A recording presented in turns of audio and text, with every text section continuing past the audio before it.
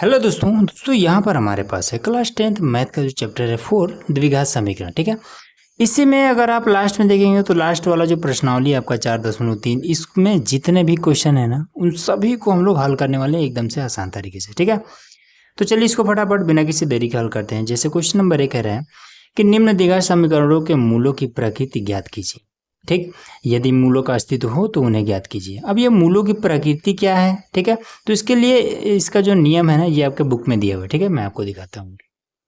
तो यहाँ पर अगर आप बुक में देखेंगे, ठीक है, तो दिया हुआ है कि दो भिन्न वास्तविक मूल होते हैं यदि डी स्क्वायर माइनस का 4ac बड़ा हो 0 से। ठीक, तो देखिए एक विविक्तर का फॉर्मूला होता है कि डी बराबर में बी स्क्वायर माइनस का 4ac। ठीक है, तो वही इसमें कह रहा है, तो वही इसमें क्या कह रहा है कि जब d का मान, ठीक है, जब d का मान 0 से बड़ा हो तब जो x का वैल्यू निकलेगा वो दो अलग अलग निकलेगा। ठीक है, इसमें देखिए x का वैल्यू क्या, जैसे यहाँ पर x है ना, तो इसको जब गुणनखंड करते हैं तो लास्ट में x का वैल्यू निकलता है ना, तो वही कह रहा है कि जब d का मान 0 से भी बड़ा होगा, मतलब 2 4 5 कुछ भी हो सकता है, तब क्या हो जाएगा x का मान दो अलग अलग निकलेगा। ठीक है, फिर इसमें कह रहा है कि दो बराबर वास्तविक मूल होते हैं यदि बी स्क्वायर माइनस का 4ac बराबर 0 हो, मतलब कि जब d का मान 0 के बराबर हो तब जो x का मान निकलेगा वो सेम निकलेगा। मतलब कि अगर एक x का मान अगर 5 आ रहा है तो दूसरा x का मान भी 5 ही आने वाला है। ठीक है, तीसरा कंडीशन है कि कोई वास्तविक मूल नहीं है। इसमें कह रहा है कि जब d का मान 0 से भी छोटा हो, मतलब माइनस में कोई अगर मान आता है तो वो क्या हो जाएगा, उसका कोई वास्तविक मूल्य नहीं होगा, मतलब कि उसका कोई अस्तित्व ही नहीं है। ठीक है, तो देखिए मैं आपको सबको एकदम से इसको बताता हूँ किस तरीके से। देखिए चलिए यहाँ पर हम क्वेश्चन पे आते हैं। ठीक है, तो फॉर्मूला हमारा क्या है कि d बराबर में बी स्क्वायर माइनस का 4ac, ये है ना, तो ये आपका a है, ये b है और ये c है। ठीक है, अब इसमें देखिए तो d बराबर में बी स्क्वायर मतलब कि माइनस के 3 का स्क्वायर माइनस में 4ac, तो 4 गुणे a का मान ये 2 गुणे में c का मान ये वाला 5, ऐसे। तो d बराबर में कितना हो जाएगा, 3 3 का 9।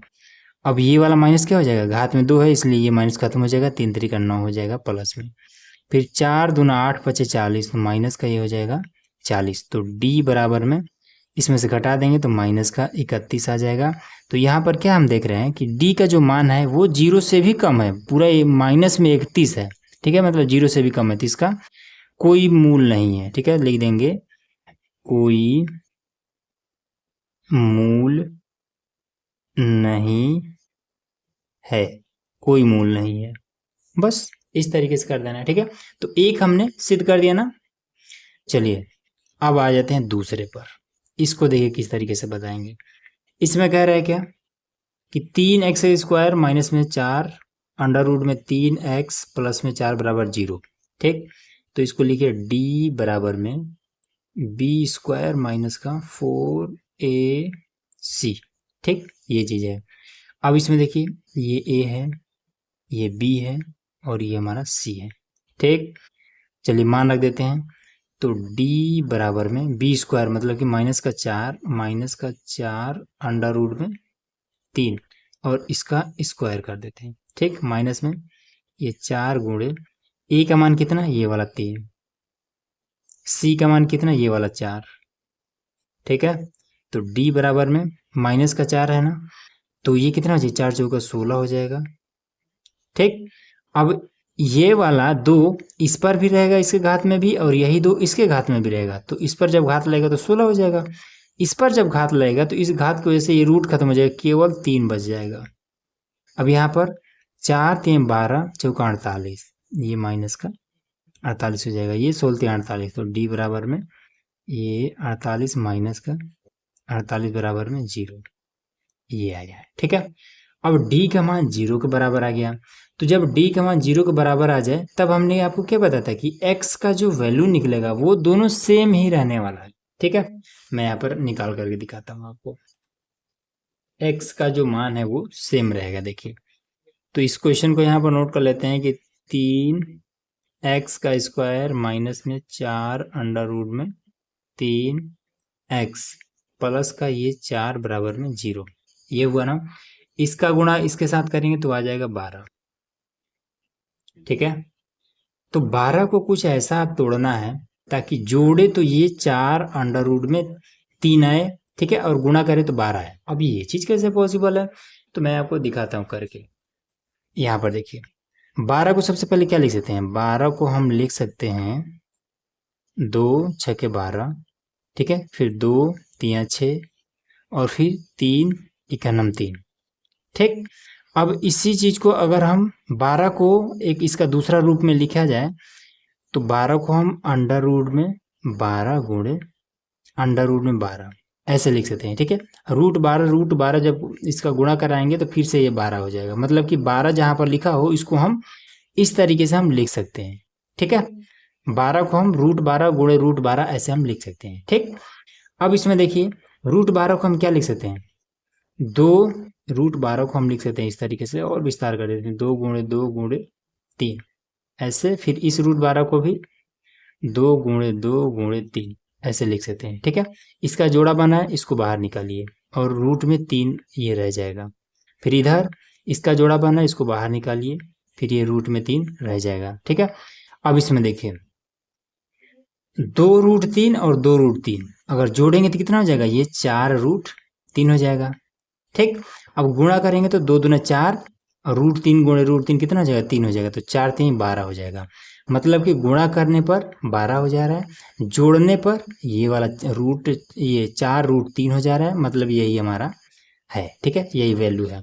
तो चलिए इसमें इसको दो भागों में कैसे तोड़ सकते हैं, तो ये 2 रूट 3 और 2 रूट 3 ऐसे हम इसको तोड़ सकते हैं। तो अब इसको यहाँ पर लिख देते हैं, तो ये हो जाएगा 3 x² माइनस में 2 रूट 3 x, ये प्लस है ना, तो प्लस 2 रूट 3 x और प्लस में 4 बराबर 0 रखिए। अब इसके बाद से माइनस है यहाँ पर, तो इसको लिखेंगे कि 3 x² माइनस में 2 रूट 3 x, ब्रैकेट्स पहले माइनस है तो ये वाला माइनस हो जाएगा, माइनस में 2 रूट 3 x फिर प्लस का ये 4 बराबर में 0, ठीक। अब देखिए मेन आता है मामला कॉमन लेने वाला, ठीक है। कॉमन कैसे लेंगे, तो इसके लिए देखिए, तो इसमें देखिए जो कॉमन लेने का तरीका है ना, जैसे यहाँ पर हमने 12 को क्या लिखा था, 12 को हम इस तरीके से रूट में लिख सकते हैं, उसी तरीके से ये 3 को भी ले सकते हैं, ठीक है। ताकि हम यहाँ इसको 3 को लिख देंगे तो यहाँ से हमें रूट 3 कॉमन मिल जाएगा, ठीक है। 3 को हम क्या लिख सकते हैं, 3 को हम लिख सकते हैं रूट 3 गुणे रूट 3 ऐसे लिख सकते हैं, ठीक है। तो यहाँ पर ये लिख सकते हैं इसको। तो अब देखिए, यहाँ से रूट 3, एक रूट 3 यहाँ से कॉमन, एक रूट 3 यहाँ से कॉमन, 2 बार एक्स है तो यहाँ से भी 1 बार एक्स है, तो रूट 3 और 1 बार एक्स हमने कॉमन ले लिया, तो यहाँ पर क्या बचा, यहाँ पर 2 बार रूट 3 था, तो एक तो कॉमन में आ चुका है, 1 बार रूट 3 अभी बचा है, 1 बार रूट 3 बचा है, 2 बार एक्स था तो 1 बार एक्स बचा है। यहाँ पर रूट 3 एक्स कॉमन में आ चुका है तो केवल -2 बचा है। अब इसमें देखिए, तो यहाँ से -2 कॉमन कर लीजिए, तो रूट 3 और एक्स फिर 2 को कॉमन इसमें से भी कर लेते हैं तो कितना आ जाएगा, ये 2 आ जाएगा, ठीक है। अब इसमें देखिए, रूट के बाहर ये माइनस है तो ये वाला जब अंदर आएगा तो माइनस में आ जाएगा बराबर 0, ठीक। अब इसमें देखिए, इसको और इसको एक साथ ले लेते हैं, रूट 3 x -2 फिर रूट 3 x -2 बराबर में 0, ठीक। इतना हुआ। अब देखिए दोनों सेम आया है, दोनों सेम आया है ना, तो वही हम तब से आपसे कह रहे थे कि जब d का मान 0 के बराबर हो, d बराबर 0 हो, तो जो x का वैल्यू आएगा वो दोनों सेम आएगा। अब x का वैल्यू कैसे निकालेंगे, तो ऐसे निकालेंगे, रूट 3 x -2 बराबर में 0, इसको इधर भेजिए, तो रूट 3 x बराबर में ये इधर आएगा तो +2 हो जाएगा। अब इसको इधर भेजिए, तो x बराबर में 2/√3 इतना आया, ठीक है, x का मान। उसी तरीके से इसका भी निकालेंगे तो सेम इतना ही आएगा, ऐसे आपको करना है, ठीक। क्लियर हो गया ये चीज, यही आपका आंसर हो जाएगा। अब एक और बचा हुआ है थर्ड नंबर, ये, ठीक है। तो थर्ड नंबर को कैसे करेंगे, देखिए इसमें भी सेम वही काम करेंगे, कौन सा, d बराबर में b² - 4ac, ठीक, a b और c, ठीक है। तो देखिए ये रखेंगे d बराबर में b स्क्वायर मतलब माइनस के 6 का स्क्वायर, फिर माइनस में 4 गुणे a का मान 2, c का मान ये 3, तो कितना हो जाएगा, ये हो जाएगा d बराबर में 6 का स्क्वायर है ना, ठीक है। ये जो 6 का स्क्वायर है तो कितना हो जाएगा, 36 हो जाएगा। ये माइनस घात में 2 है तो प्लस में बदल जाएगा। 4 दूना 8 तरीका 24 माइनस का ये हो जाएगा 24। अब इसको घटा देंगे तो कितना हो जाएगा, डी बराबर में 12 आ जाएगा, ठीक है। अब ये 12 क्या है, ये जो 12 है डी का मान क्या है, 0 से अधिक है, ठीक है। डी का मान 0 से अधिक है, तो जब 0 से भी अधिक हो तो हमने आपको क्या बताया था कि x के जो वैल्यू निकलेंगे वो 2 निकलेंगे और अलग अलग निकलेंगे, ठीक। तो देखिए इसके लिए हम क्या करेंगे, इसका भी अब देखिए गुणनखंड किस तरीके से होगा। तो यह लिख लेंगे यहाँ पर कि 2x का स्क्वायर माइनस में 6x प्लस में 3 बराबर में 0, ये चीज, ठीक। अब इसमें क्या कर देंगे, देखिए अब इसका गुणा इसमें करेंगे तो हो जाएगा 6, ठीक है। लेकिन समस्या ये है कि अगर आप इस तरीके से गुणनखंड करेंगे तो इसका आंसर अइबे नहीं करेगा, तो इसके लिए आपको श्रीधराचार्य का फॉर्मूला अप्लाई करना पड़ेगा। तो फॉर्मूला क्या है कि x बराबर में माइनस का b प्लस माइनस रूट में b स्क्वायर माइनस का 4ac, ये वाला फॉर्मूला अप्लाई कर रहे हैं बटे में 2a, ये चीज, ठीक है। चलिए इसको अप्लाई कर देते हैं। तो x बराबर में माइनस का b, तो इसमें से देखिए यहीं पर देखिए, तो ये वाला आपका a होता है, ये वाला आपका b होता है, ये वाला आपका c होता है, ठीक है। तो b कौन है, तो माइनस का 6, तो फॉर्मूले में भी माइनस है, यहाँ भी माइनस है, तो हो जाएगा प्लस का 6, फिर प्लस माइनस और रूट में b स्क्वायर माइनस का 4ac, इसका हमने हल किया तो कितना है, ये है ना b स्क्वायर माइनस का 4ac मतलब d बराबर, तो d का वैल्यू जो निकला होगा वही हमारा इसके जगह पे रख देंगे, तो 12 निकला है तो यहाँ पर 12 रख देते हैं, ठीक है। बटे में 2a, a का मान कितना है 2, तो 2 गुणे 2। अब इसमें देखिए तो x बराबर में ये 6 प्लस माइनस रूट में 12 और बटे में कितना हो जाएगा, ये 4 हो जाएगा, ठीक है। अब 12 को हम क्या लिख सकते हैं, तो 12 को हम यहाँ पे देखिए मैं आपको दिखाता हूँ, 12 को हम इस तरीके से 2 रूट 3 लिख सकते हैं ना 12 को, तो यहाँ पर हम लिख देंगे 12 को हम रूट से बाहर जब निकालेंगे तो ये x बराबर में 6 प्लस माइनस और 2 रूट में 3 बटे में आपका 4, तो ये आपका कितना हो जाएगा, देखिए तो 2 और इसमें से 2 2 3 6 होता है, तो 2 यहाँ भी 2 इसमें मिलेगा, तो ये हो जाएगा 3 कॉमन कर लेते हैं 2, तो यहाँ पर 2 कॉमन ले लेते हैं, तो यहाँ पर हो जाएगा 3 प्लस माइनस और ये वाला रूट का 3 और बटे में 4, इससे ये खत्म हो जाएगा। तो x बराबर जो आपका फाइनल आंसर आएगा वो आ जाएगा ये वाला 3 प्लस माइनस रूट में 3 बटे में आपका 2, ये आपका फाइनल आंसर आ जाएगा, ठीक है। एक बार अब देखिए प्लस माइनस है, तो मतलब इसका क्या है कि एक बार 3 प्लस में अंडर रूट 3 बटे में 2 आएगा और एक बार 3 माइनस में अंडर रूट 3 बटे में 2 आएगा, ठीक है। तो यही दो बार क्या आ जाएगा, x का 2 वैल्यू मिल जाएगा, एक बार 3 प्लस रूट में 3 बटे में 2 और दूसरी बार x का मान 3 माइनस में रूट का 3 बटे में 2, यही आपका आंसर आ जाएगा, ठीक है। क्वेश्चन नंबर 1 हमने कंप्लीट करा दिया है।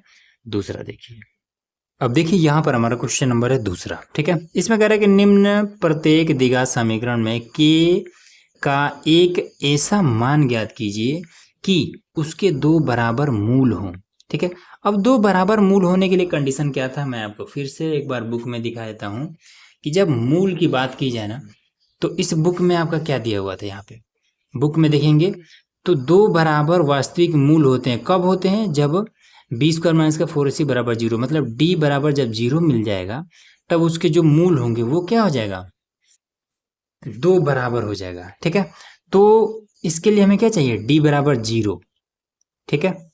तो d बराबर जब 0 लेंगे तब हमें क्या मिलेगा, 2 बराबर वास्तविक मूल मिलेगा, ठीक है। तो यहाँ पर देखिए तो फॉर्मूला है हमारा कि d बराबर में b स्क्वायर माइनस का 4ac, ये है। अब d का मान 0 लेंगे, क्यों, क्योंकि हमें 2 बराबर वास्तविक मूल चाहिए, ठीक है, 2 बराबर मूल चाहिए, तो इसके लिए डी की जगह पे 0 लेंगे और ए की जगह पे ये, बी की जगह पे ये और सी की जगह पे ये लेंगे। तो डी का मान 0 पहले, बी का मान के का स्क्वायर, ठीक है, के है ना, तो और इसमें घात में 2 है तो के का स्क्वायर माइनस में 4ac, तो 4 गुणे ए का मान ये 2, सी का मान ये 3, तो 0 बराबर में के का स्क्वायर माइनस में 4 दूना 8 तरीका 24, ये हो जाएगा 24, ठीक है। 24 को हम इधर भेज देंगे तो माइनस में इधर आएगा प्लस में, तो ये हो जाएगा 24 बराबर में के का स्क्वायर, ठीक है। अब स्क्वायर है, स्क्वायर को इधर भेज दीजिए तो ये रूट चढ़ जाएगा इस पे, ये 24 बराबर में के, ठीक। अब इसमें क्या करेंगे कि 24 को हम रूट से बाहर निकाल लेंगे। कैसे निकलेगा? 24 को जब रूट से बाहर निकालेंगे तो ये हो जाएगा 2 एकम 2, 2 दूना 4, 2 छः 12, 2 तिया 6, 3 एकम 3। अब ये जब रूट से बाहर निकलेगा तो कितना जोड़ा जिसका बनेगा वही निकलेगा, तो जोड़ा ये 2 का बन रहा है तो 2 बाहर निकल जाएगा। अब 2 तिया 6, अब इसका तो जोड़ा बन नहीं रहा है तो यहाँ पर रूट में 6 बराबर में के, यही आपका के का मान निकल जाएगा। बस इसी तरीके से निकालना है, ठीक है, इजी है बिल्कुल भी। यहाँ पर आइए, यहाँ पर भी d बराबर 0 लेंगे तो पहले लिख लेते हैं कि d बराबर में बी स्क्वायर माइनस का 4ac। अब d बराबर 0 क्यों लेंगे ये बात हमने आपको बता दिया है, तो ये आपका है a। अब इसमें देखिए थोड़ा सा इसमें दिक्कत है, क्या दिक्कत है, इसका सबसे पहले इसमें गुणा करेंगे उसके बाद से कुछ हो सकता है, तो चलिए गुणा करके हम यहाँ पे लिख दें, ठीक है। तो इसको ब्लैक पेन से लिखते हैं, के और एक्स, के एक्स का गुणा इसके साथ, तो ये हो जाएगा के एक्स का स्क्वायर, फिर इसका गुणा इसमें, तो माइनस का 2 के और एक्स, फिर प्लस में ये 6 बराबर में 0, अब हो जाएगा। चलिए इसमें देखिए, तो ये है हमारा ए, ये है हमारा बी और ये है हमारा सी, ठीक।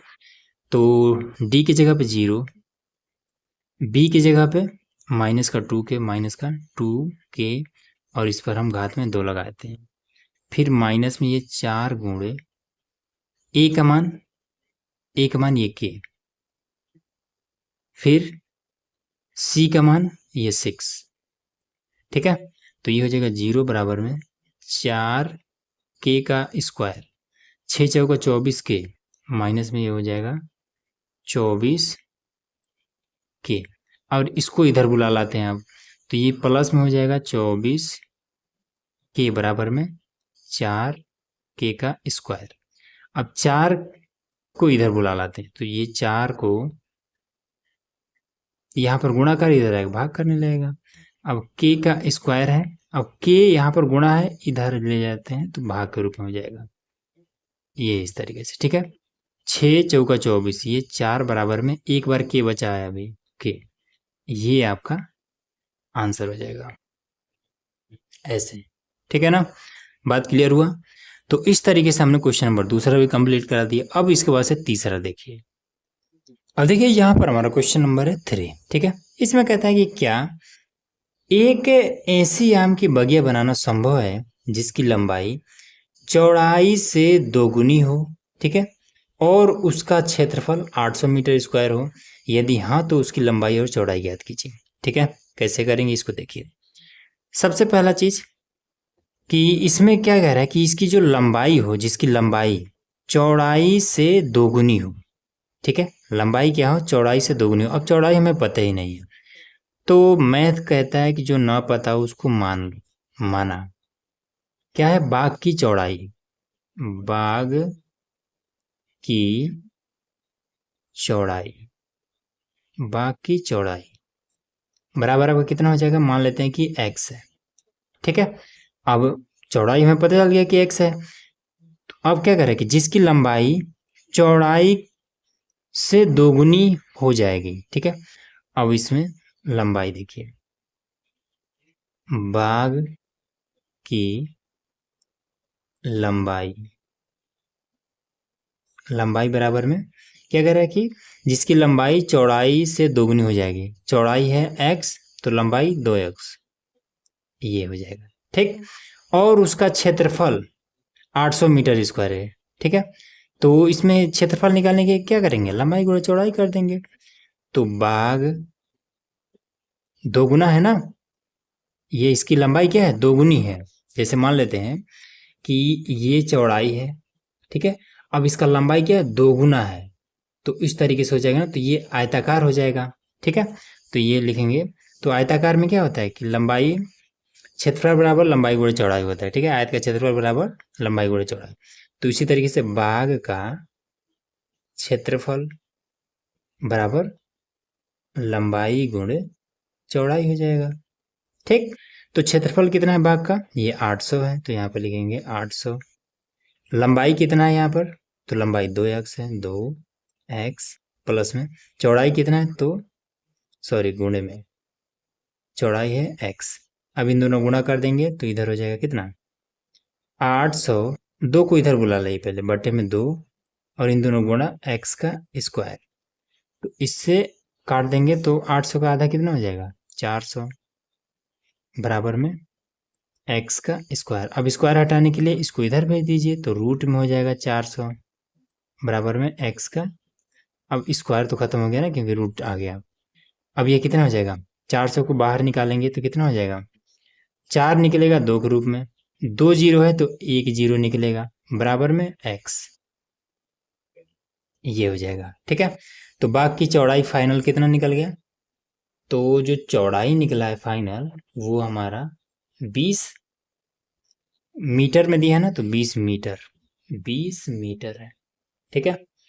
और जो लंबाई निकला है वो आपका 2x, ठीक है, 2x है ना, तो 20 गुना 40, 40 मीटर। ये आपका आंसर हो जाएगा, ठीक है, इस तरीके से। अगला देखिए इसमें, चलिए यहाँ पर हमारे पास क्वेश्चन नंबर है 4। कह रहा है क्या निम्न स्थिति संभव है, यदि हाँ तो उसकी वर्तमान आयु ज्ञात कीजिए। कह रहा है इसमें कि दो मित्रों के आयु का योग 20 वर्ष है, 4 वर्ष पूर्व उनकी आयु का गुणनफल 48 था। ये चीज कैसे करेंगे देखिए, इसमें पहले लिखेंगे हल, ठीक। उसके बाद से दो मित्रों की आयु का योग 20 वर्ष है, मतलब कि दो लोग मिल करके 20 वर्ष के होते हैं, ठीक है। अब एक एक लोग कितने वर्ष के हैं ये बात नहीं पता है, तो मान लेते हैं, माना पहला दो मित्र हैं, तो पहला मित्र, मित्र या फिर लड़का कुछ भी लिखिए, कोनो दिक्कत नहीं। पहला मित्र x वर्ष का है, ठीक है, पहला जो मित्र है वो x वर्ष का है। फिर दूसरा मित्र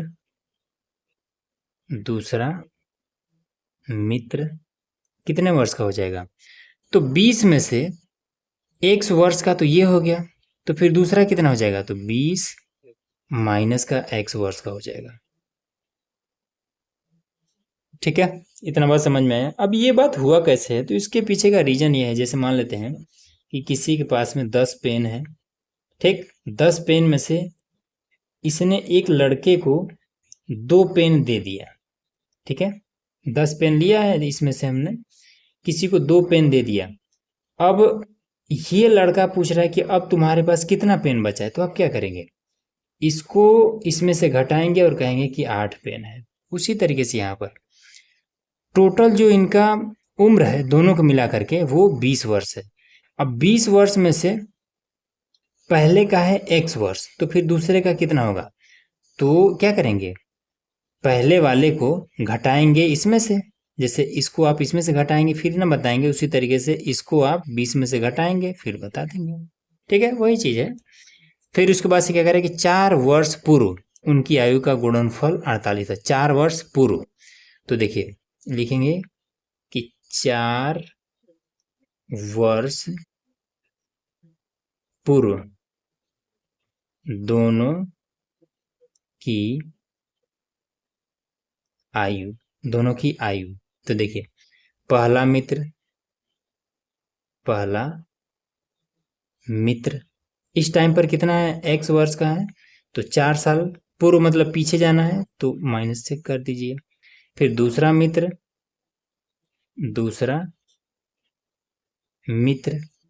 इस इस टाइम पर कितना है, 20 माइनस का x वर्ष का है, -4 कर दीजिए तो कितना हो जाएगा ये, 20 में से 4 घटाएंगे तो हो जाएगा 16 माइनस का x वर्ष का, ये इतना हो जाएगा।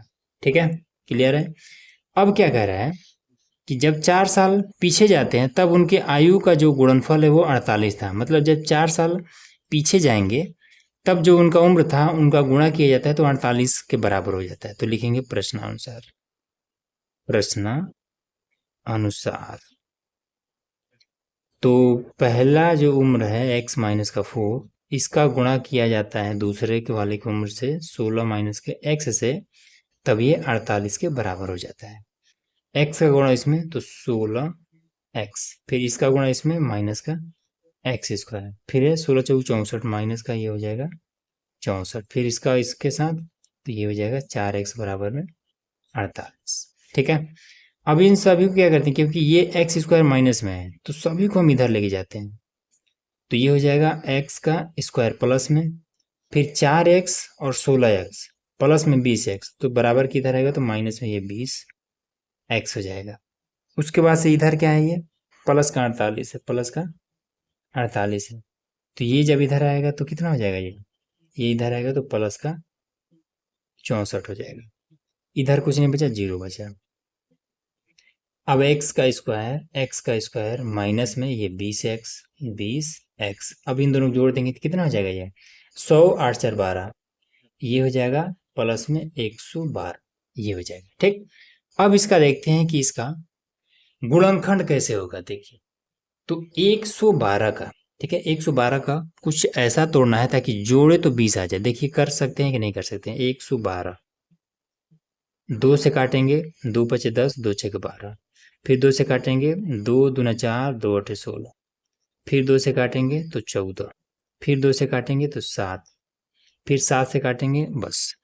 तो अब इसमें देखिए 2 दूना 4, दूना 8, ठीक है, और 7 दूना 14, तो 14 और 8 जोड़ेंगे तो 22 हो जाएगा, गुणा करेंगे तो 112 तो हो जाएगा, लेकिन जोड़ेंगे तो 22, इसमें 22 हो जा रहा है, मतलब कि ये नहीं होगा, तो लिख देंगे संभव नहीं है, संभव नहीं है, बस इतना कर देना है, खत्म कहानी।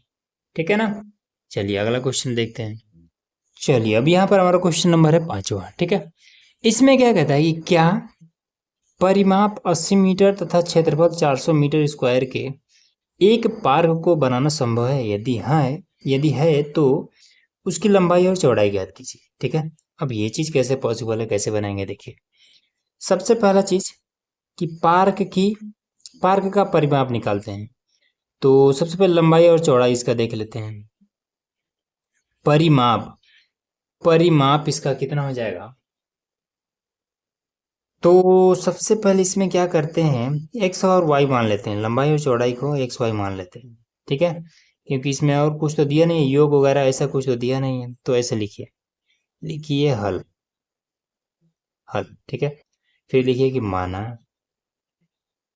पार्क की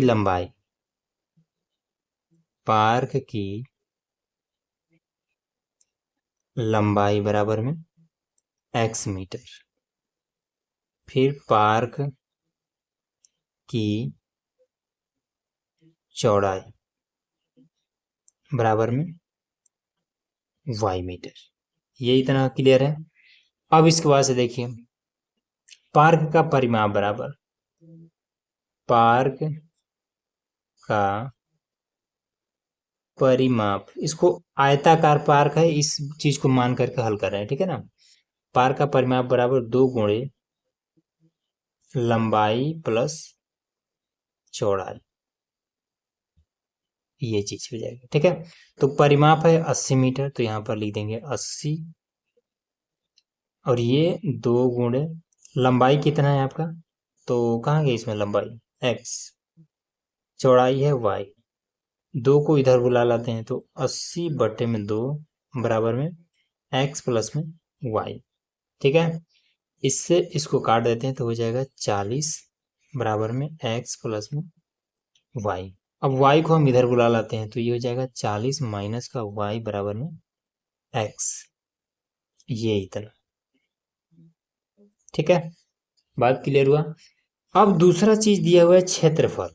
अब ये क्षेत्रफल का क्या मामला है देखिए, तो इसमें पार्क का क्षेत्रफल, पार्क का क्षेत्रफल बराबर लंबाई गुणे चौड़ाई, ये चीज। ठीक है, तो क्षेत्रफल यहाँ पर ऑलरेडी दिया हुआ है 400 मीटर स्क्वायर है, तो ये हो जाएगा 400 बराबर में लंबाई कितना है, तो लंबाई आपका x है, चौड़ाई y है, तो यहाँ से हम रख देंगे लंबाई चौड़ाई x इंटू वाई, तो ये हो जाएगा 400 बराबर में x बराबर कितना है, ये इतना है, तो ये हो जाएगा 40 माइनस का y और ये y, तो ये हो जाएगा 400 बराबर में इसका गुणा इसमें 40y माइनस का इसका गुणा इसमें y का स्क्वायर। ठीक है, अब y स्क्वायर इधर माइनस में है तो सबको इधर बुला लाते हैं, तो पहले लिखेंगे y का स्क्वायर। ठीक है, फिर इसको इधर बुला लाते हैं, माइनस का ये 40y, फिर ये वाला प्लस का 400 बराबर 0, ये इधर। ठीक है, अब क्या करेंगे कि 400 को कुछ ऐसा तोड़े ताकि दो भागों में टूट जाए, और जोड़े तो 40, गुणा करे तो ये आ जाए। ठीक है, तो इसको हम 20 गुणे 20 के रूप में तोड़ सकते हैं, गुणा करेंगे 400 आ जाएगा, जोड़ेंगे तो 40 आ जाएगा। ठीक है, चलिए यहाँ पर कर लेते हैं, तो ये हो जाएगा y का स्क्वायर माइनस में 20y प्लस में फिर दोबारा से 20y, फिर ये प्लस में 400 बराबर 0, तो ये हो जाएगा y का स्क्वायर माइनस में 20y फिर माइनस में 20y प्लस में 400 बराबर 0। ठीक, y और y कॉमन ले लेते हैं, तो y माइनस का ये 20 फिर माइनस का ये 20 और y, फिर यहाँ से 20 कॉमन लेंगे ना, तो 20 से इसमें भाग करिए तो यहाँ पर कितना आ जाएगा, 20 से आएगा। ठीक है, अब ब्रैकेट्स पहले माइनस है तो ये वाला प्लस अंदर आएगा तो माइनस हो जाएगा बराबर में 0, ये और एक साथ, तो y माइनस का 20 और y माइनस का 20 बराबर में 0। ठीक है, तो यहाँ से y का मान निकाल लीजिए, तो y माइनस का 20 बराबर में 0, तो y बराबर में ये 20 हो जाएगा। ठीक, ये बात क्लियर हुआ इतना।